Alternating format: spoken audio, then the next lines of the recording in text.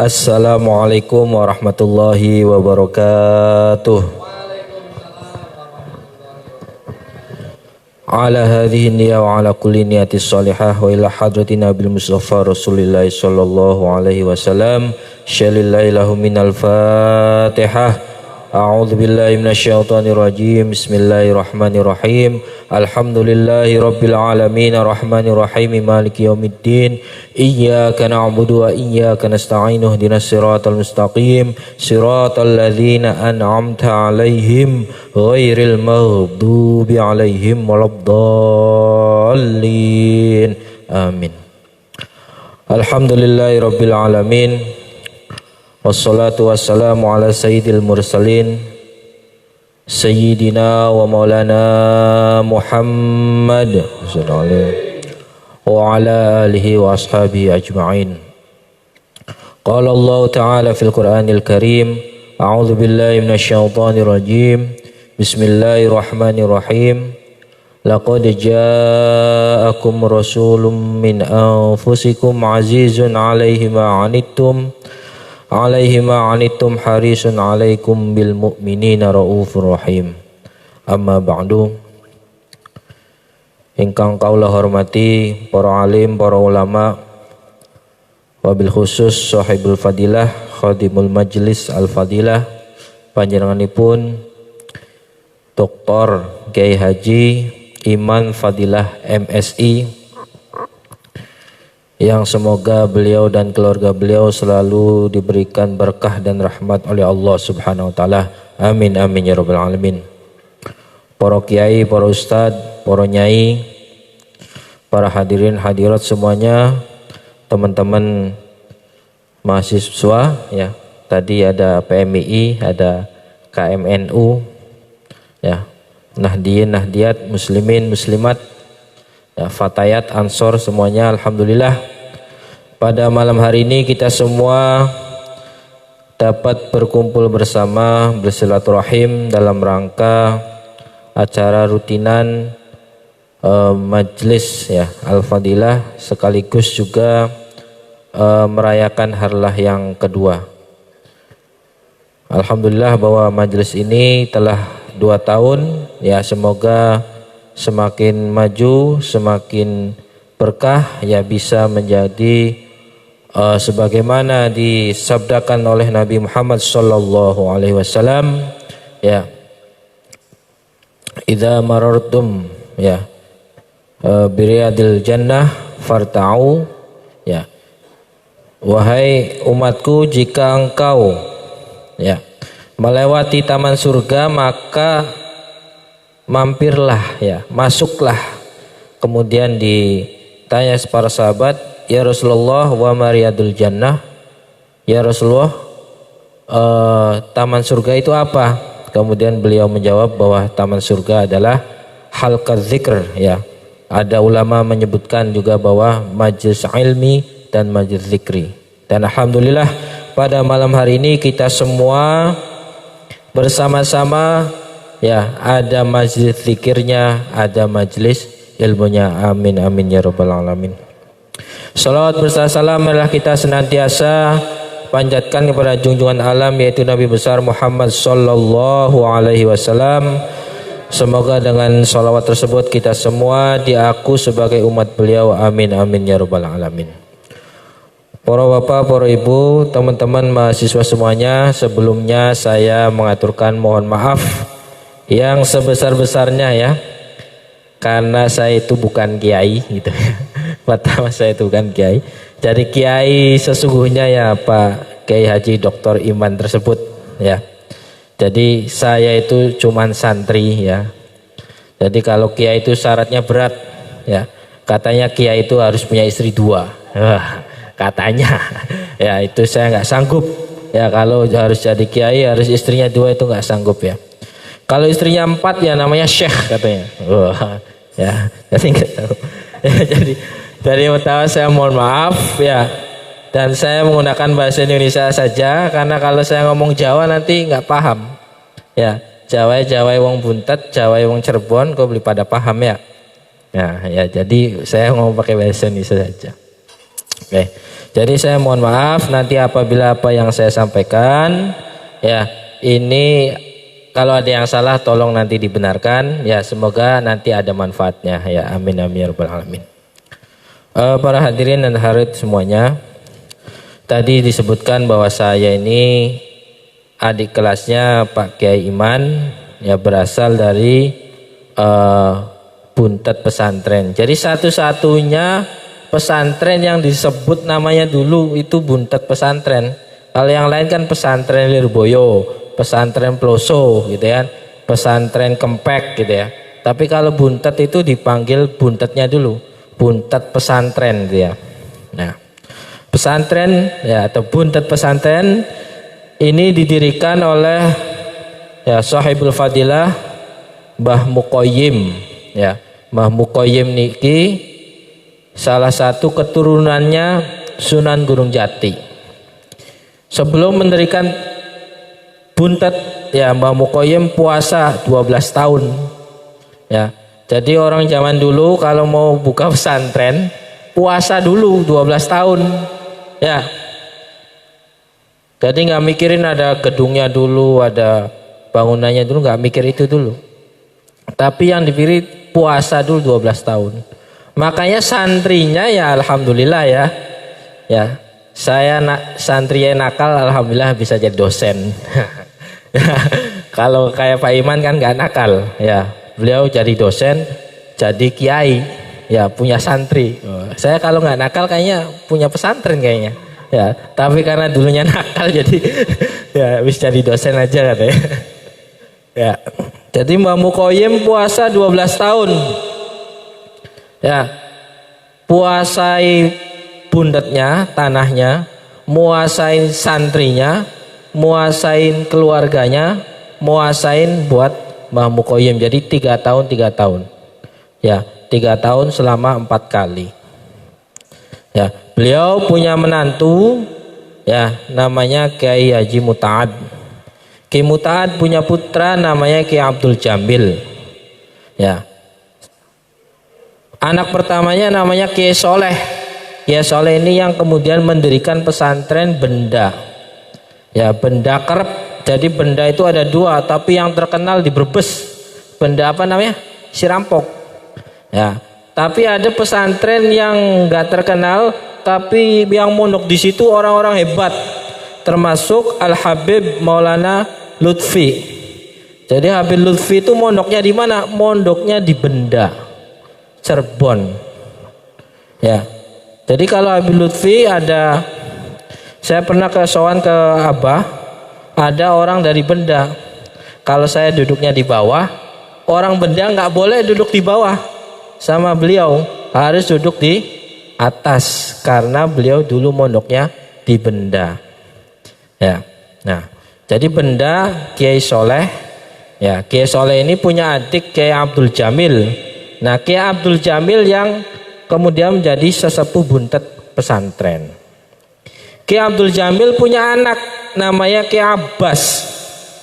Ya, Kiai Abbas bin Abdul Jamil. Ya, Kiai Abbas niki ya yang ditunggu sama Mbah Hasyim Asy'ari. Jadi dulu waktu ada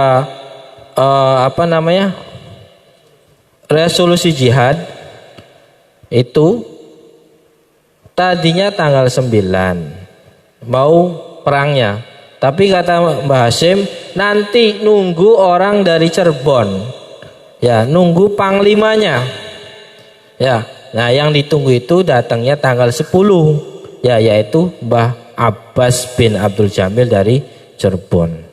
Nah, ini saya cerita ini supaya pangapunten Pak Kiai yang ngaji di sini paham ya bahwa ya Pak Kiainya itu dulu mondoknya di pondok yang besar yang punya sejarah yang kuat ya di Cirebon. Hampir semua pesantren di Cirebon itu merupakan keturunan dari Kiai Haji Muta'ad yang merupakan menantu dari Mbah Muqayyim, termasuk Kiai Said ya, Kiai Said Kempek ketua PBNU ya.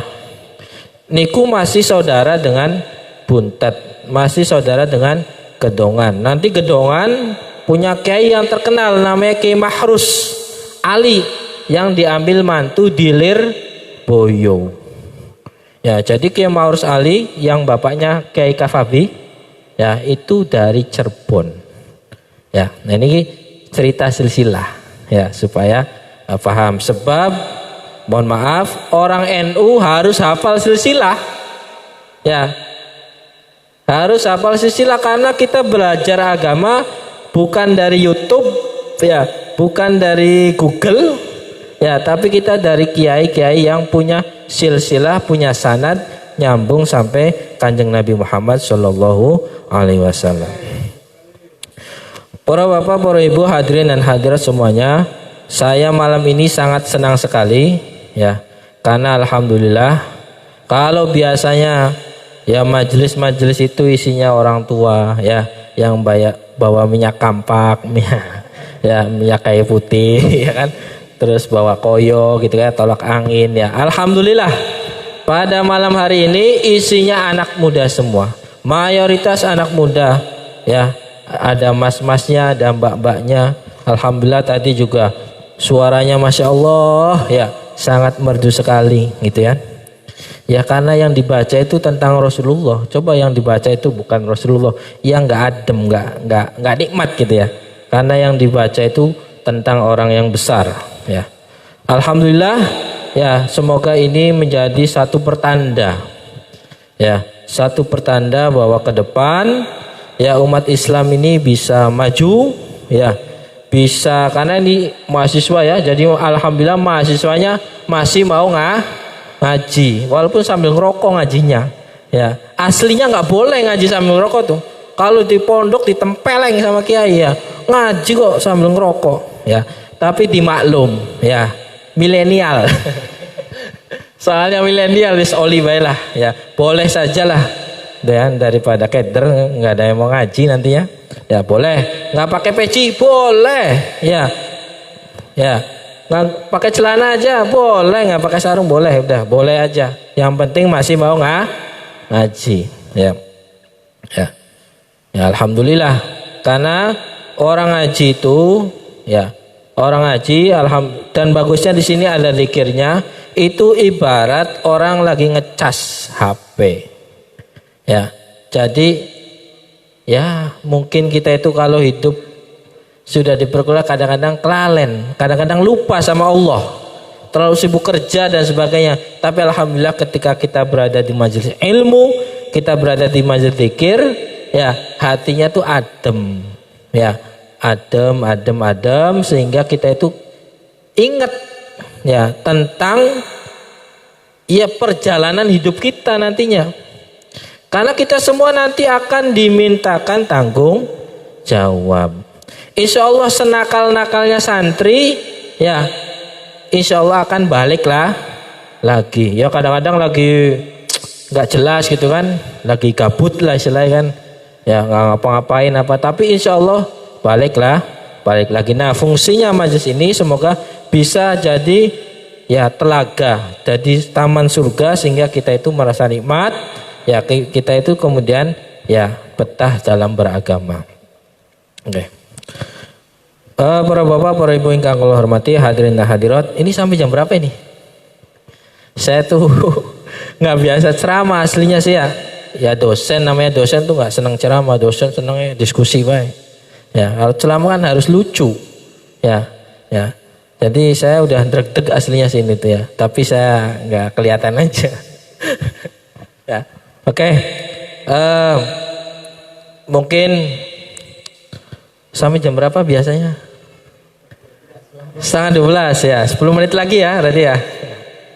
Ya, oke. Karena masih dekat dengan bulan Maulid, saya akan bercerita tentang Kanjeng Nabi Muhammad Shallallahu alaihi wasallam. Ya.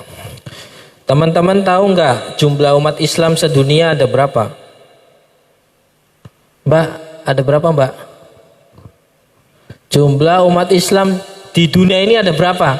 Yang masih hidup ya, kalau yang udah mati sih banyak. Ya, yang masih hidup ada berapa?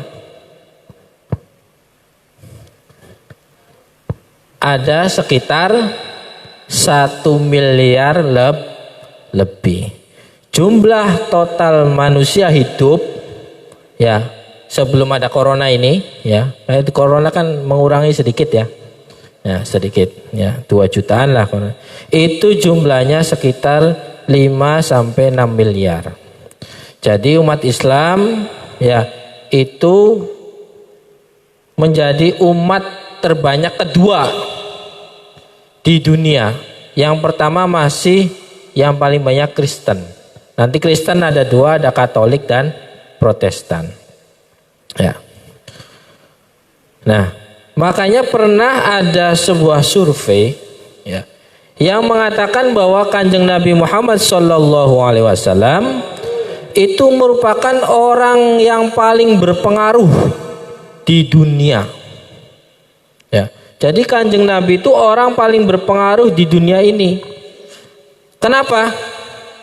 Ya, karena semua perbuatannya Rasulullah SAW itu sampai hari ini ditiru, dicontoh oleh umat Islam. Laqad kana lakum fi Rasulillahi uswatun hasanah. Bahwa telah benar-benar ada dalam diri Rasulullah adalah uswatun hasanah, suri teladan. Ya.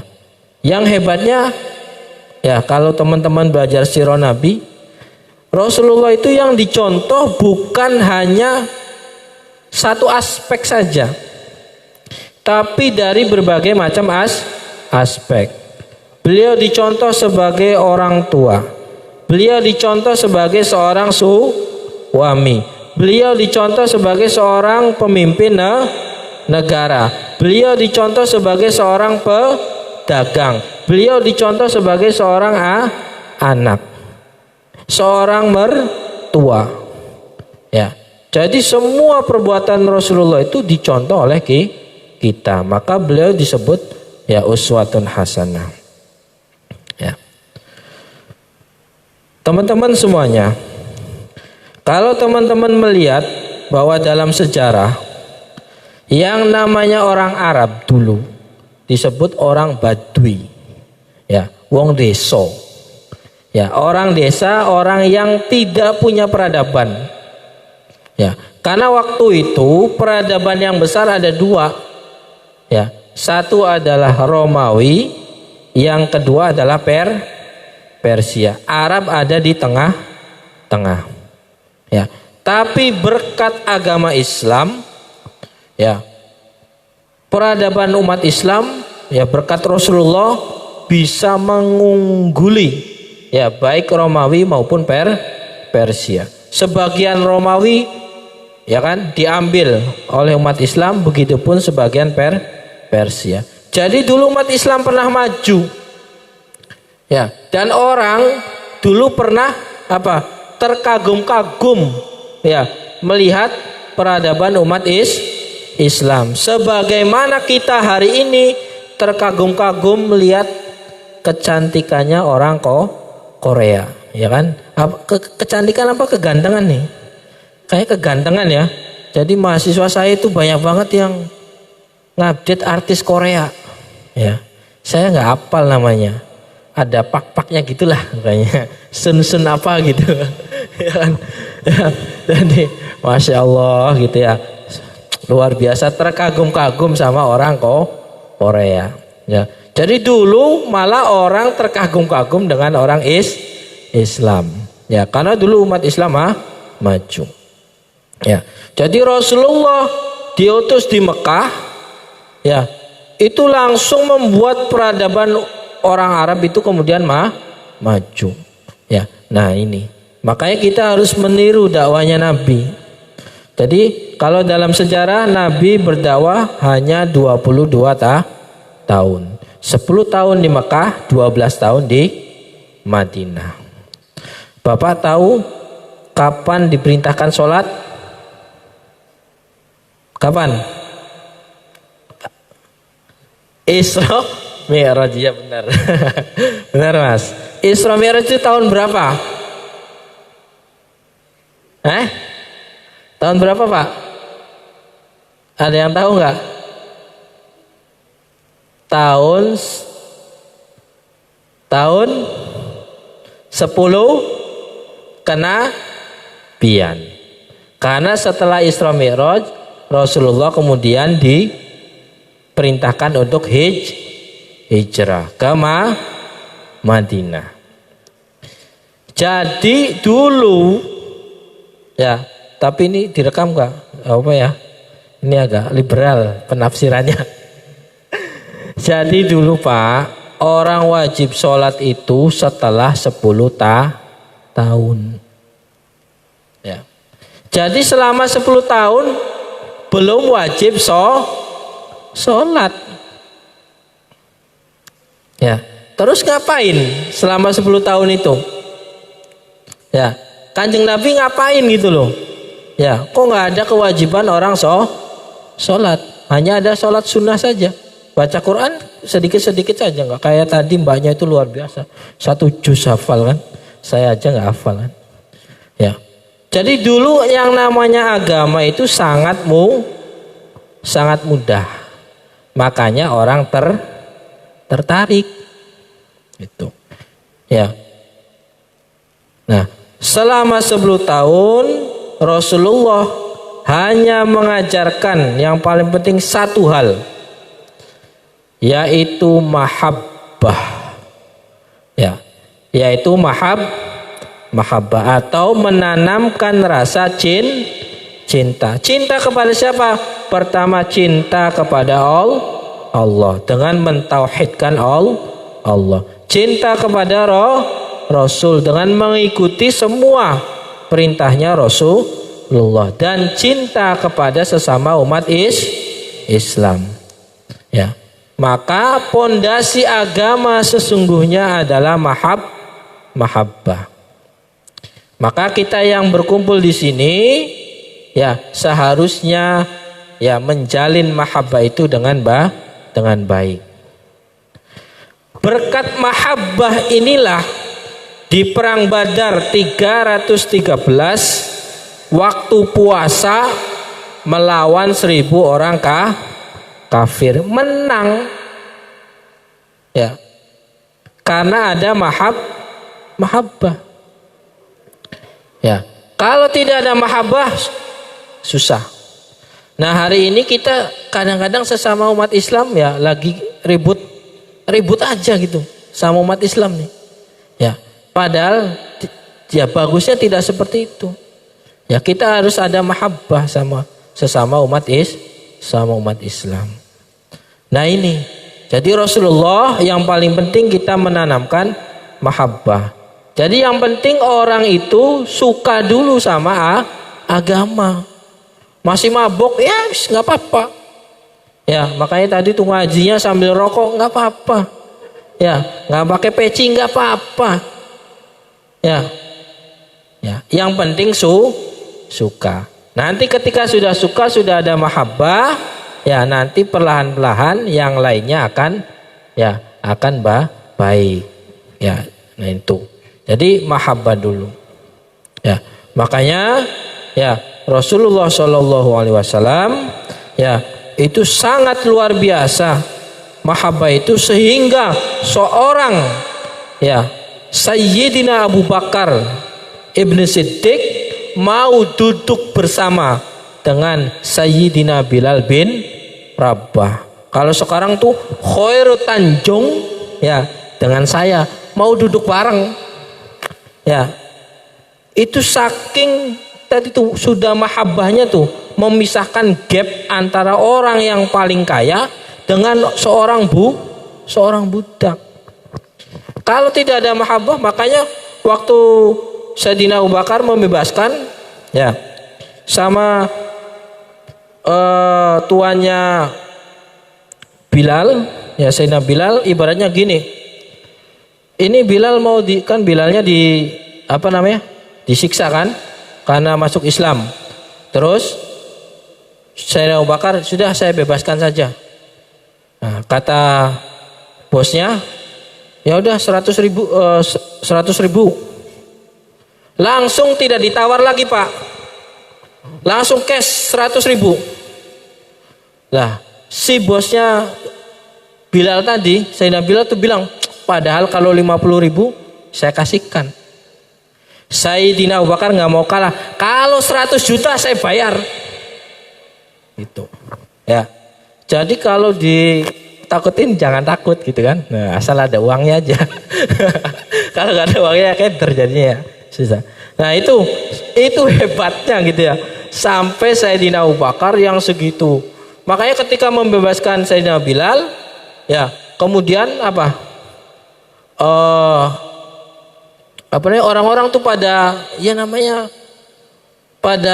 menghina lah, kok mau-maunya orang kaya gaul sama budak gitu kan.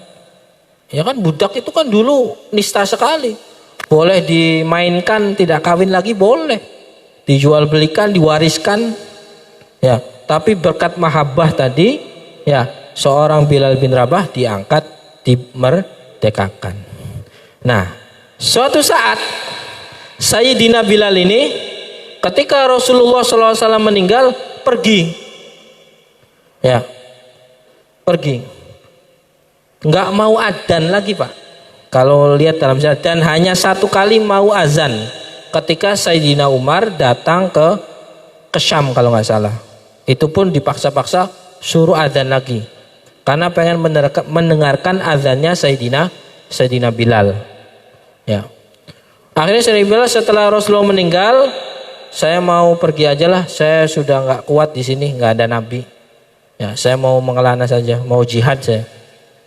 Karena Sayyidina Abu Bakar, kamu di sini sajalah, kamu azan seperti sebagaimana kamu azan kepada Rasulullah. Langsung Sayyidina Bilal jawab, jadi dulu kamu merdekakan saya tuh supaya saya mau azan di sini atau gimana? Langsung dibilang begitu. Oh enggak, udah. Ya itu udah selesai. Ya, ini luar biasa para sahabat ini.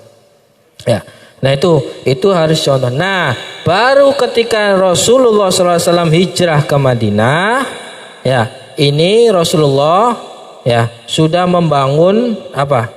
Ya hubungan dengan orang-orang lain, termasuk dengan orang Yahudi. Rasulullah ya pernah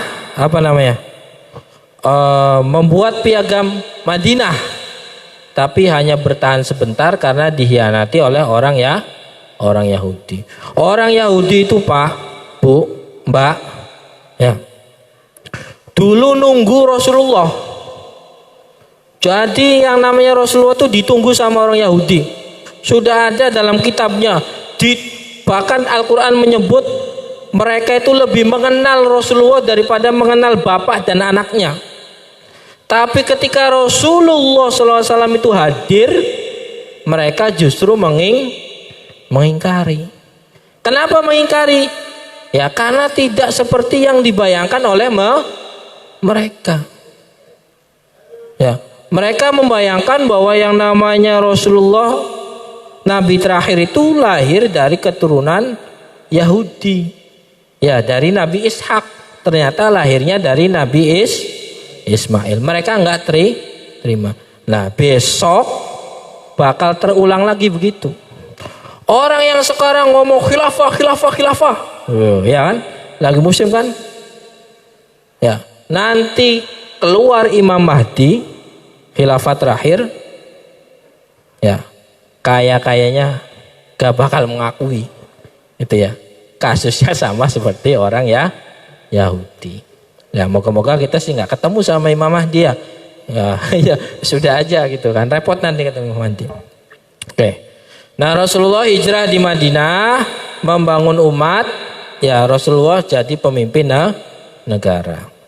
Nah, Rasulullah kemudian menaklukkan Mekah, disebut dengan Fathul Mekah. Ya, kalau Rasulullah itu kejam, itu dibabat habis Mekah tuh Pak. Ya, karena dulu kalau seorang raja, Rasulullah itu terusir dari tanah kelahirannya, dari Mekah, diusir, beneran diusir.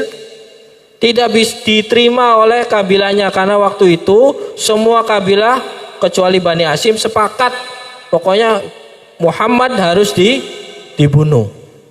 Ya, akhirnya Rasulullah keluar dari Mekah.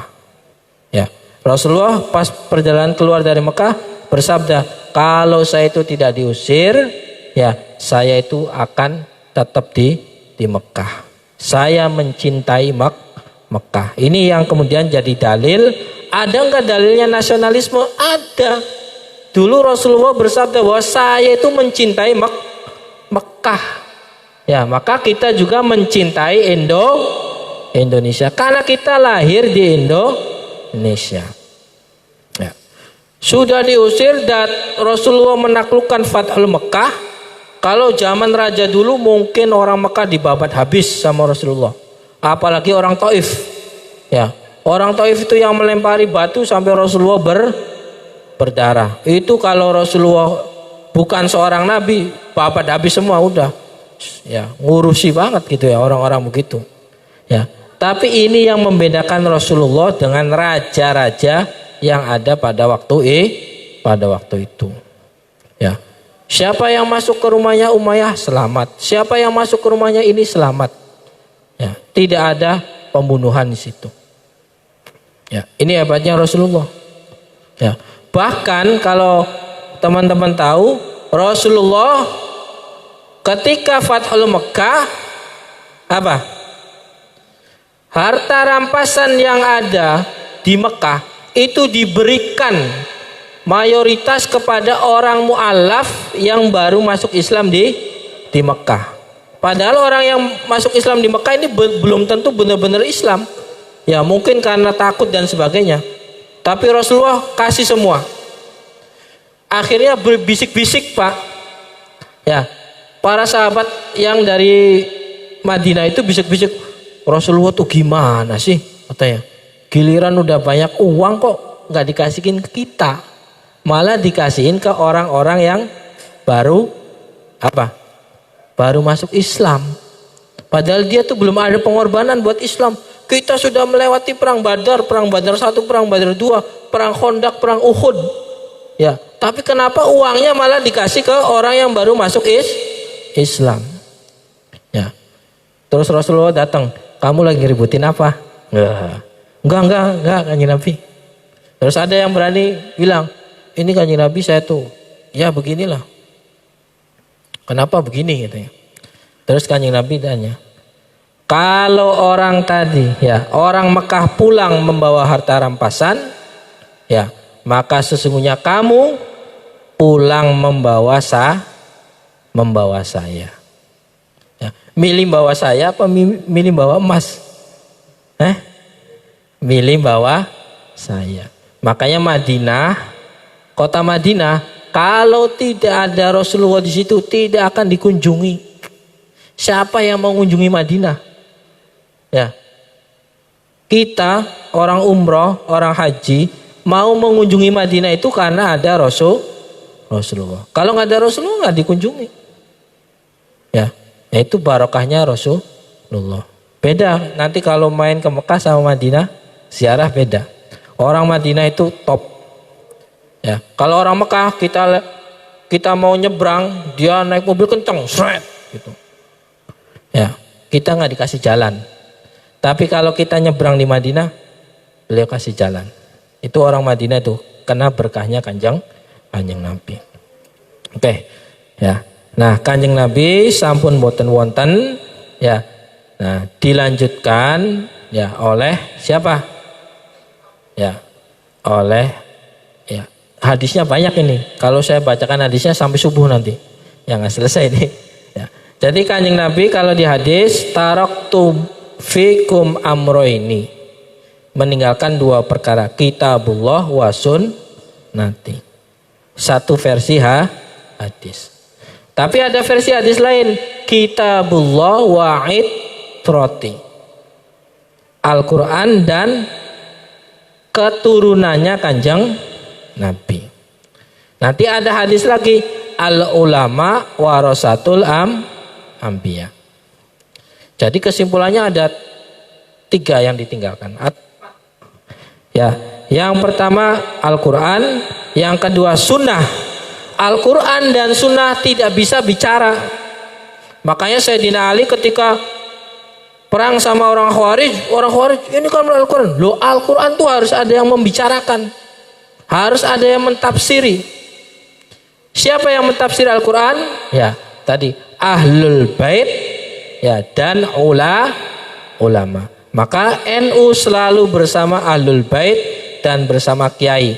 Habaib siapapun habaibnya kita hormati karena di situ ada darah Nabi. Siapa yang ada darah Nabi, neraka itu tidak akan bisa menyentuh. Ya, sebagaimana dalam hadis diceritakan suatu saat Rasulullah dibekam. Ketika dibekam, sahabat ini suruh buang darahnya. Ternyata nggak dibuang darahnya, dimakan sama sahabat itu. Katakannya, "Loh, kamu kok dimakan?" Ya nggak apa-apa Rasul. Terus Rasulullah sabda, "Yang ada darahku di dalam tubuhnya, api neraka tidak akan mempan." Ya, jadi anti api neraka. Ya, jadi kitabullah wa sunnati, terus kita berpegang pada para habaib dan kita juga berpegang pada para ulama, para kiai. Nah, itu ya silakan teman-teman semuanya. Ya, di sini alhamdulillah ada pakai Dr. Iman, ya kita bisa belajar bersama beliau ya supaya kita bisa mendapatkan ilmu yang sejatinya, ya bukan ilmu yang istilahnya ya macam-macam lah ya, tapi ilmu yang benar yang ada sanadnya sampai Rasulullah Shallallahu Alaihi Wasallam. Ya, karena sudah jam setengah 12 ya, maka saya kira cukup ya. Jadi kesimpulannya ya, jangan lepas dari ulama, jangan lepas dari habaib ya. Jadi terus tempel ulama, tempel habaib ya. Semoga kita semua ya termasuk ya mendapatkan syafaat dari Rasulullah Shallallahu Alaihi Wasallam, dari pewarisnya, amin amin ya rabbal alamin. Oleh karena itu mari sama-sama kita tutup dengan doa. Allahumma salli ala sayyidina wa habibina wa syafiina wa karibina wa dhukrina wa maulana Muhammad wa sallim wa riyallahu tabarak ta'ala kulli sadatina wa ashabi rasulillahi ajma'in. Alhamdulillahi rabbil alamin, hamdan syakirin, hamdan na'imin, hamdan yuafi ni'amahu wa yukafi mazidah. Ya Rabbana lakal hamdu kama yanbaghi li jalali wajhikal karim wa ali sultanik. Allahumma salli ala sayyidina Muhammad salatan tunjina biha min jami' ahwali wal afat wa taqdilana biha min jami'il hajat wa tahhirna biha min jami' sayiat wa tarfa'una biha innaka 'alad darajat wa tubalighuna bi aqsal ghayati min jami'il harati fil hayati wa ba'dal mamat. Allahumma bi jahi sayyidina wa maulana Muhammad sallallahu alaihi wasallam. Allahumma ighfir lana wa walidina warhamhuma kama rabbayana saghira. Allahumma ighfir lana wa azwajina wa auladina wa ustadina wa masyayikhina wa li jami'il muslimina wal muslimat wal mu'minina wal mu'minat al ahya'i minhum wal amwat.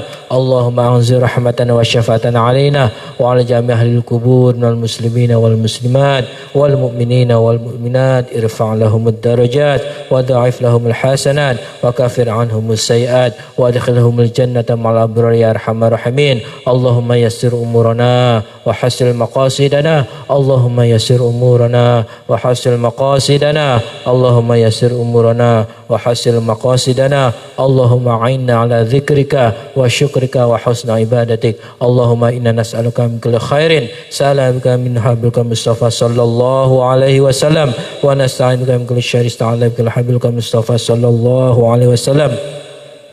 Allahumma rizukna zirata habibika Sayyidina Muhammad sallallahu alaihi wasallam fi sihatin wa afiatin wa luthin wa bulughil maram. Allahumma rizukna zirata habibika Sayyidina Muhammad sallallahu alaihi wasallam fi sihatin wa afiatin wa luthin wa bulughil maram. Allahumma rizukna zirata habibika Sayyidina Muhammad sallallahu alaihi wasallam fi sihatin wa afiatin wa luthin wa bulughil maram. Rabbana taqabbal minna innaka antas samiul alim wa tub علينا إنك أنت التواب الرحيم. ربنا هب لنا من أزواجنا وذريتنا قرة أعين واجعلنا للمتقين إماما. اللهم اجعلنا وأهلنا وتلامذنا وأولادنا وجماعتنا من أهل العلم والخير ولا تجعل وإياهم من أهل الشر والضير. ربنا آتنا في الدنيا حسنة وفي الآخرة حسنة وقنا عذاب النار وقنا عذاب النار وقنا عذاب النار. وصلى الله على سيدنا محمد. سبحان subhana rabbika rabbil izzati amma yasifun wa salamun alal mursalin walhamdulillahi rabbil alamin. Bismillahil Fatihah.